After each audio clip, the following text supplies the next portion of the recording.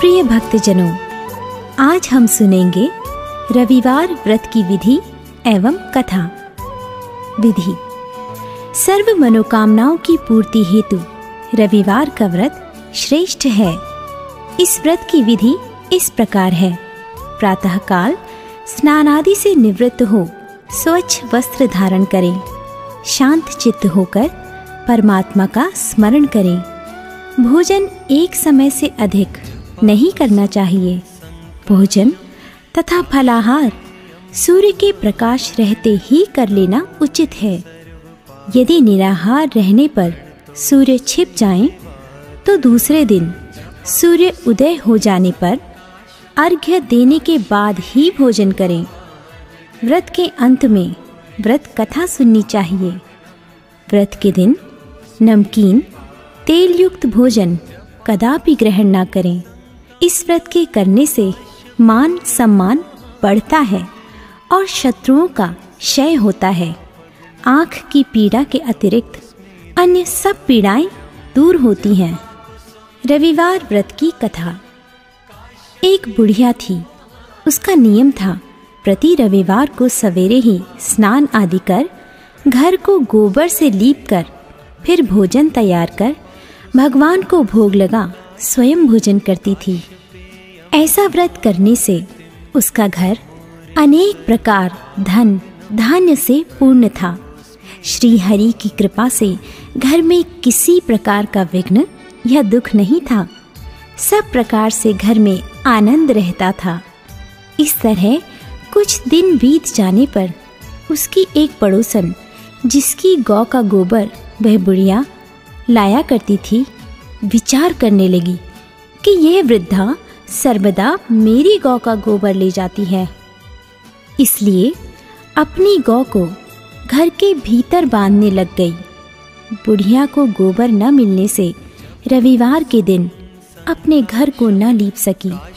इसलिए उसने न तो भोजन बनाया, न भगवान को भोग लगाया तथा स्वयं भी उसने भोजन नहीं किया। इस प्रकार उसने निराहार व्रत किया। रात्रि हो गई और वह भूखी सो गई। रात्रि में भगवान ने उसे स्वप्न में दर्शन दिया और भोजन ना बनाने तथा भोग ना लगाने का कारण पूछा। वृद्धा ने गोबर न मिलने का कारण सुनाया।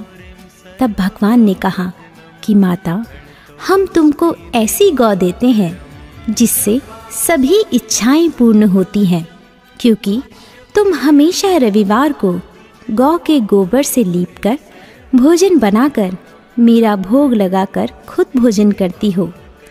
इससे मैं खुश होकर तुमको वरदान देता हूँ।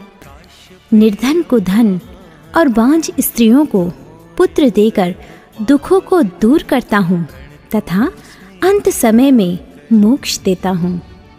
स्वप्न में ऐसा वरदान देकर भगवान तो अंतर्ध्यान हो गए और वृद्धा की आंख खुली तो वह देखती है कि आंगन में एक अति सुंदर गौ और बछड़ा बंधे हुए हैं। वह गाय और बछड़े को देखकर अति प्रसन्न हुई और उसको घर के बाहर बांध दिया और वहीं खाने को चारा डाल दिया। जब उसकी पड़ोसन बुढ़िया ने घर के बाहर एक अति सुंदर गौ और बछड़े को देखा तो द्वेष के कारण उसका हृदय जल उठा और उसने देखा कि गाय ने सोने का गोबर किया है। तो वह उस गाय का गोबर ले गई और अपनी गाय का गोबर उसके जगह पर रख गई। वह नित्य प्रति ऐसा ही करती रही और सीधी साधी बुढ़िया को इसकी खबर भी न होने दी। तब सर्वव्यापी ईश्वर ने सोचा कि चालाक पड़ोसन के कर्म से बुढ़िया ठगी जा रही है, तो ईश्वर ने संध्या के समय अपनी माया से बड़े जोर की आंधी चला दी। बुढ़िया ने अंधेरे के भय से अपनी गौ को भीतर बांध लिया।